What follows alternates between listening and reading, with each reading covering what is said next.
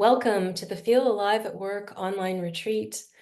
I'm Karen Hoffman of A Work Life You Love. I'm the host of the retreat and I'm a coach. I help people create work lives that are both fulfilling and personally sustainable. Today, I'm speaking with Beverly Brunelle. Beverly is a wonderful match for the retreat because she helps people gain awareness of what they actually want, the power they actually have, how they're currently getting in the way of their own power and having what they actually want, and how to change that. Her approaches can be very helpful to people who aren't yet fulfilled in their work and want to change that. I'm going to tell you a little bit about Beverly's background and her current work. She's an intuitive, a master energy worker, a channel, a teacher, a writer, and a speaker.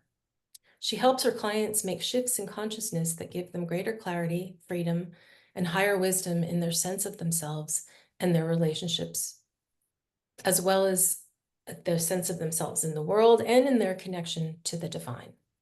She's the author of Luminous Infusions, Inspiration for Self-Awareness, Discovery, and Empowering Change. It's a beautiful little book. And she's a contributing author to the book Share Your Brilliance, an anthology of tips and tools to live your genius. Beverly, thank you for being here. Welcome. You're welcome to you, Karen. This is sweet, and I'm a little nervous, I can tell, but thank you. Oh, we're all just friendly ones out here. No need to be nervous, but I understand.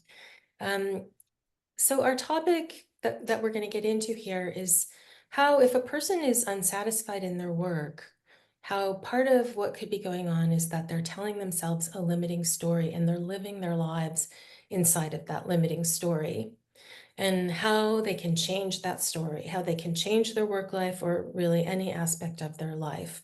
And I'd like to start by asking you about your relationship to this topic of discovering dissatisfaction and changing that. Very good, rich question. Ah, so, mm, well, one time, if not many, I found myself working with a group of people and not being happy with the personal dynamics Mm. and getting caught up in my judgment of them and them not meeting my expectations. And looking back, it's kind of a joke because who is going to meet our expectations? I mean, I think that's setting ourselves up for a big letdown, generally, anyway. But so I decided one day to focus on what was important to me, the work, my role, and the qualities that I could bring to it, and to take my attention off of what was not feeling very good. And as I did that, the dynamic shifted between us and in the workplace. And it was subtle, but grew into be really, what would the word be? Like, um, it shifted the quality of our days. Mm. Wow. So just some awareness, just that awareness that you were cultivating and continue to cultivate of what you were telling yourself, and then working in some way to change that. Beautiful. I love that word you just used, cultivate. And the question would be, what are we cultivating? Mm. Annoyance or satisfaction? Just looking at what am I cultivating? Right, right. I caught myself doing that just the other day.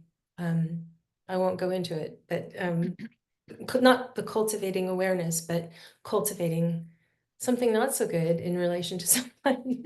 Yeah, so it's a real thing. It happens all the time to the best of us. Um, so from your point of view, when a person is not fulfilled at work, what may be the causes of that situation? Well, in the work that I do, what I found out is that ancestral trauma, ancestral situations, early childhood development and conditioning can contribute to a way an adult views the world, views themselves, and the expectations they have for how to fulfill their purpose or role. And it may not be authentic to them if they're attached to loyalties to the ancestors or to the family dynamics in early childhood. Mm-hmm. Um, I think a lot of people in our audience are going to know exactly what you're talking about, especially when you're talking about um, early childhood experiences that shape you, that you may not be aware of necessarily. And then some in our audience will be aware of what you're talking about when you talk about ancestral trauma, and as well as loyalty. So I wonder if you could elaborate on that a little bit. Sure. It's very, in a sense, bonding to families to relate to the ancestors, to relate to their parents and siblings, even if it wasn't a positive or I'll call it nurturing experience. That as children, we generally try to find a way to fit in, to belong, and to be nourished. But in order to do so, if there's dysfunction in the family, which I think is everywhere, the child gets really creative and finds ways to develop a behavior, develop a way of thinking, a way of people pleasing, a way of guessing what the other needs in order to be safe and to stay in the family pod, you could call it, to be accepted, Sure. even if it's abusive. Hmm. Hmm. And then Yes. it carries over into adulthood and becomes tucked away in the unconscious. Um, Thank you for explaining that. And then how about the ancestral trauma piece that it comes before our family, our immediate family, our mother, our father, our caregivers. Can you say a few words about that? So that impacts our parents as well as us. It's the ancestors' unfinished business, unresolved emotional issues, any traumas they've had with the different wars, the different moves they may have made due to famine, the Irish famine, the different countries who had famines, and they've traveled, and the challenges that they met or didn't meet. Those energies are information in our field, and we are responding to it. Oftentimes, we are trying to fix what didn't get fixed or didn't get resolved in that lifetime, Mhm. in our lifetime, Mm. but we don't even know it. And that Mhm. that actually happens in relationships, like say with a boss, with an authority figure, or with coworkers. We're playing out a role, but it's not ours to play. We're playing out the ancestral influence. That's something really interesting to contemplate that I would guess a lot of people have never thought of before. I mean, many people have thought of that, but it might be also sort of new to some people who are listening. And it's very interesting to contemplate, wow, there could be things at play here that I have never even thought of before. And so if something like this, something that happened in the past, that you don't know about is operating in your life, and causing difficulties in your life. I want to ask you several questions like, what can you do about it? And do you have to actually know what happened in order to do something about it? Good questions. You do not need to know. And what you can do that I find is extremely helpful, which is the work that I offer, is to do energy clearings on it. So you clear the energy in your field, you transform it in your field. It shifts you into a new place of clarity.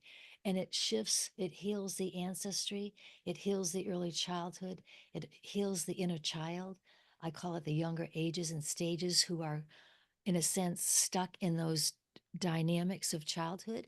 We say, hey, sweethearts, come and be with me in my heart space. You don't need to live that out anymore. You can be free. We can be a community working together to live here now and to reap the benefits and the joy and to add to the pleasure of being here now. Hmm. Hmm. So you might know about it, but you don't necessarily have to know exactly what happened in order to have it cleared. No. And what I find is that for the client to just notice the feelings or sensations in their body as we do the work together, that's the key. Oh, I feel lighter. Oh, I feel more spacious. Oh, I feel more relaxed. Those are keys to something is happening. Oh, I feel tense. Oh, I feel afraid. That's key that something is happening. Let's address that to move that out because it's old. It's Hmm. just an old time that Hmm. we can change the energy on and make it more free in the current moment. Hmm. Sounds wonderful. Sounds like a deep and meaningful process. It's very intimate to be with someone in those places and spaces of opening up to change. Wonderful. So you had told me earlier that one of the consequences of this situation of um, living in a story that's not yours is that it's not just like that we're unhappy, that there's negative energy, but we're also cut off from our superpowers. So I Yeah. have a number of questions I want to ask you about that. That's a really exciting bit of information. So first of all, what are our superpowers? Is that the same as our talents? Yeah. Talent, skills, our genius. And our genius doesn't have to be something that we get a big award for or a giant plaque on our house or anything, but it's something that we're just really talented with. Mhm. And it doesn't even have to be a doing, it can be a being, if that Mhm. makes any A sense. quality, a way that you are. Yes. And is one of the dimensions of our superpowers that through our talents, through our gifts, that we actually have power, even in just being, even in just the Yes. quality of being, that we have power that we're not aware of because we're living in this story and being who we think we're supposed to be instead of um, knowing who we are and living in authenticity. Is that part of it too? And I'll add to what you just said and opening up to new possibilities. Mm, So living in our authenticity, we are open to more possibilities, more creative wisdom. It's like, here's the bubble that we're living in. And as we do the clearing and the healing, that bubble opens up and expands to include more of what life and the universe or cosmos has to offer, which is unlimited. mm, So new ideas come in, new ways of being come in. It may seem magic, it may seem miracles, and that is becomes the norm when mm-hmm, you allow that authentic presence to come forth. mm. And once again, it sounds like a very rich and helpful process that you offer to people. Can you, I wonder if you can, like, you already have explained how living inside a story, a not so good story, cuts us off from our superpowers. Or actually, do you want to talk about that a little more? Or, Yeah. Um, I think a lot of people do this one. Um, we grow up with a mother, father, one of it both, and we interpret their dynamics that don't necessarily work into, oh, I'll fix it. So when we get to be adults, we forget that we decided to do that, and we attract a partner, a boss, a coworker, a neighbor, other family member, and we're playing out the same dynamic with the unconscious desire to fix it. So we're trapped in that dance, but fixing never happens, it seems, until again you open that bubble of awareness and wisdom and invite in new ideas and new possibilities and stop playing the father role, the mother role that we were conditioned by, mhm, because they had their reasons why, and we don't have to copy that. We mhm, don't have to imitate that. But oftentimes we don't realize it. And mhm, it can become a cause of limitation and even suffering. mhm. And this part about how in doing this work you can connect with your superpower. I suppose you will have energy freed up so that you can know more, like we were saying earlier, who you really are and what your gifts are, and a whole new life can really open up for you. Yes, your intuition can light up. Your Mhm, creativity of, instead of saying habitual responses to things, there's maybe a quietness or a stillness and an extra moment, and something new comes up to respond. So life goes forward and opens up as opposed to being in the same old repetitive loop of mhm, communicating and assuming. So assumption goes out the window. I wonder what's new here. mhm, I wonder what else is possible here. And the answers come. The questions are asked, and we're also open to receiving because we're not trying to fit in or fix the old. We're like, what's new here? We're Mhm, part of the newness. mhm, mhm. And part of this process is um, like we came through in the beginning of our conversation is just the awareness. And I think I said it that way earlier, just the awareness, but it's not just the awareness because if but like I say that as if it's a simple thing. And if you haven't been cultivating your awareness of what you're doing and what you would like, then it's not a simple thing. It can be, but it's a practice. It's something that you develop. And it can be helpful to get support Yes. in developing it. And awareness is one thing. You can be aware but stuck in the loop. I've been there many times and I find it so painful. But to be aware and then go, okay, now what else is possible? Mhm, What wants to emerge here? What wants to be expressed here? What wants to be created here? What superpower, what quality in me is being called forth? mhm, That can open up the reality of us knowing what that is and then bringing it out and activating it in our relationships. Beautiful.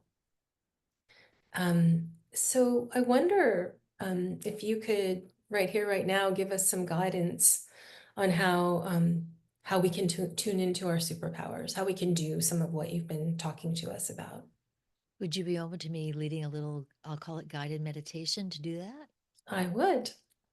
That would be fun for me and helpful to everyone, I It think. would be extremely helpful. All right. All right. Well, Thank lovely. you. Yeah, you're welcome. So I invite you, the listener, and you, Karen, to, if you feel comfortable enough, to close your eyes and to bring your awareness from all the delightful thoughts and curiosities and facts and dynamics of this conversation and of the day and in the evening, and bring your awareness down into your heart space.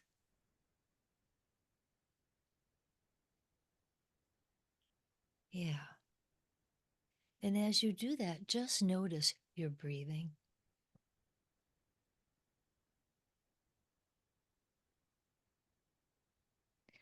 And this heart space has a heart light in it.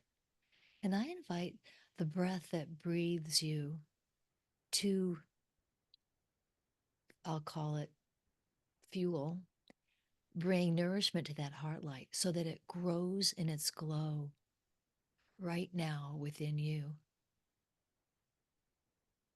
So with every breath that breathes you, that heart light within you is growing in its glow and softening and expanding in its brilliance.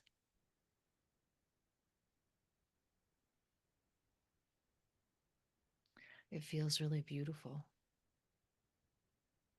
And whatever perfect frequencies and colors and sounds that are perfect for you in this moment, for all that is going on in your life, at work, at home, your body, your world, I invite the perfect frequencies of health, of clarity, of healing, of nourishment be woken up within you.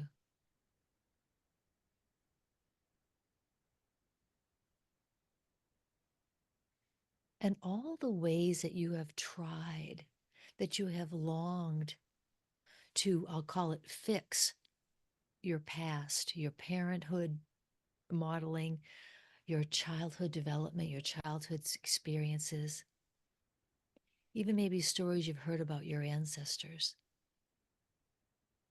I invite you to call all your energy free, clear, and pure from trying to fix anybody or anything, to disentangle from those efforts, to leave the love, but bring your energy free, clear, and pure so there's more of you here now. More of you here and now with this beautiful heart light growing in its glow.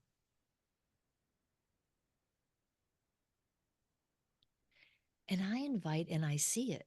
Your younger selves, your parents, your ancestors, whether they're alive or not. I invite their heart lights to grow in their glow, that they can find this nourishment within them that is unique to their needs,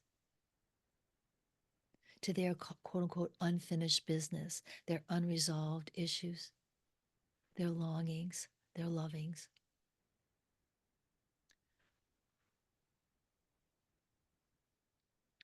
I just want to say this is exceptionally powerful. That as you take care of yourself, you're also giving space for them to take care of themselves, which they can do.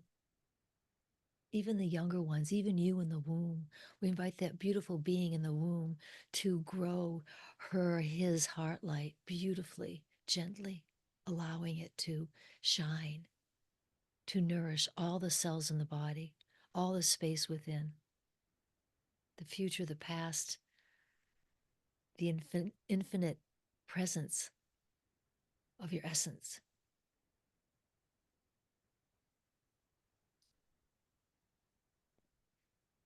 And I invite a new, I'll call it level of self honesty to come forth within you, to reveal, to expose to you what some of your superpowers are at this time in your life, at work. What do you bring and offer that is unique to you?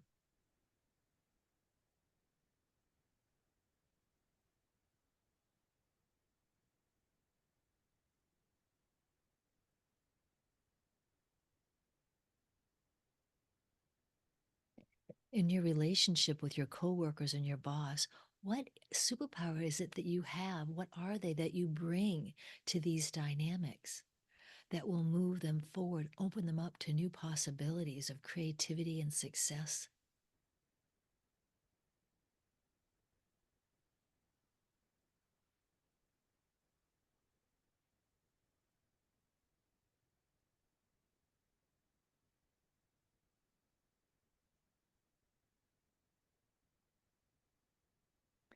And in your personal relationships with those who are close to you or who you would love to have feel and be more close to you, without manipulation, without demand, inviting what superpowers within you are blossoming forth to support this growth in your capacities to communicate, to be present, to love, and to receive love.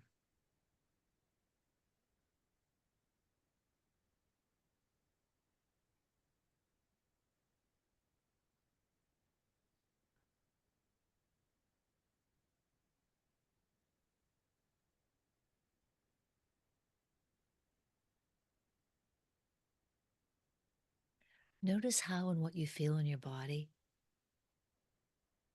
And I suggest that these questions, these requests will continue to evolve, to reap information and perspectives for you in the days and the weeks to come. Invite your curiosity and your openness to guide you and your discernment. You're always at choice. So giving thanks for these younger selves, these ancestors, your parents, your beautiful being in the womb. And let's integrate all the shifts and changes in all aspects and frequencies and dimensions of your being. Yeah, there we go. And let's invite what's new to become more obvious to you, again, in the days and the weeks and the months to come. And if you feel like journaling on this after, it's a perfect time to go deeper.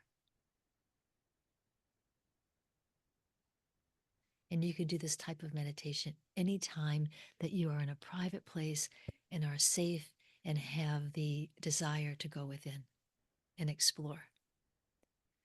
So take a few deep breaths, open your eyes, give your spine some movement, some circular wiggle movement, head, neck, and shoulders, and notice how you feel. I feel lighter. Oh, Beverly, thank you so much for leading us through that beautiful meditation. Powerful. Um, I love the whole narration of it, where you started and what you led us through. Really lovely and helpful. Did you get a hint of one of your superpowers that may have surprised you? You know, I got a big sense of just um, how I am in the world, my being and my spirit. Yeah. Beautiful. Exactly. Yes. Mhm. Yeah. Yes. It's like expose the obvious. Right, right. And it's astonishing how busy we all get all day, every day, um, doing and being in ways that are not authentically who we are, and just this simple connecting, remembering, is so powerful.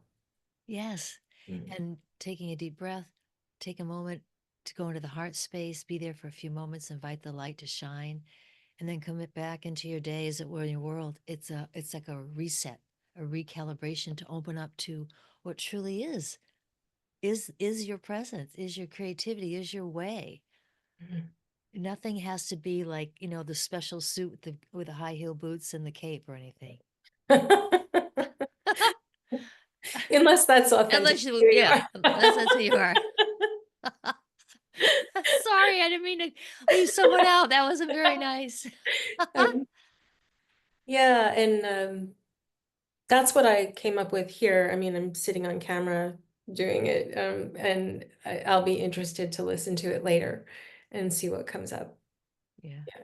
And every time will be different, just to say. It Hmm. was I something can new. believe it. Yeah, Yeah. it's not, it doesn't have to be a once and done thing. Yeah. Right. Yeah. It's kind of a way of living. It can Yeah. become a way of living. Yeah. Yeah. Beautifully put. So, you've already been so generous with us, and I understand you also have a gift that you're making available for our audience. Would you like to tell us about it? Yes, thank you. Um, as in that guided meditation, I had you go into the heart space, and that's to me, that's a rich beginning. So I have two meditations offering. A short meditation to go through the heart light meditation, having it move throughout your whole body and beyond to create a rich bubble of, I call it heart light marinade. And the second meditation is you start that way, but then you go into what I call a relationship healing. So, who in your life are you having maybe some challenges or something you want to get clear on, whatever? And there's a guided journey on not how to, of opening up that any blocks in the energy field so that there can be more easeful and honest communication and awareness as to what's true for you. Um, and then there's an other one that is, I love this one because it has music. And a dear friend of mine who's a fabulous musician, Timothy Dixon, we co-created this, and it's called A Stream of Love.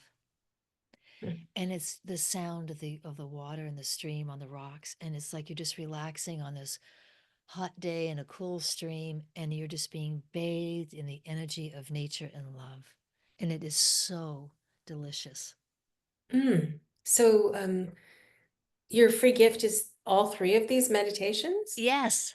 Wow. Well, that's super generous, and I encourage everyone to um, go to the link that is available to you in the email, and just below this interview, and download Beverly's free gift. Thank you, Beverly, for You're that. welcome.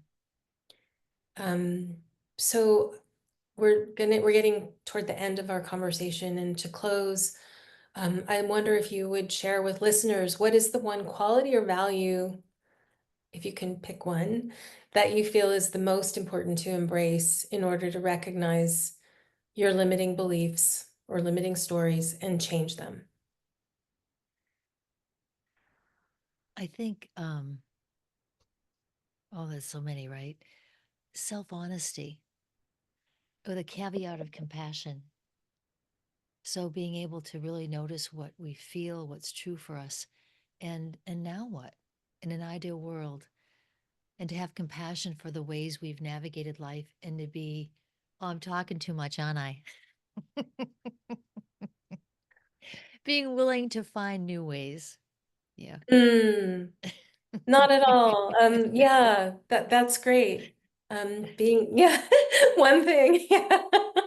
I was with you. I was following you. I'm the one that was asking you for one thing. Self-honesty and being open to new ways. Yeah, a Yeah. couple of things. Yeah, Yeah. probably a lot more, but those are good places to start. Yeah. Thank you for I'm so asking. grateful. Oh, yes. And thank you for being here. I'm so grateful for your sharing your knowledge and experience with us today. Thank you, Beverly. My pleasure and delight. Thank you, Karen. And thank you, everyone, for tuning in.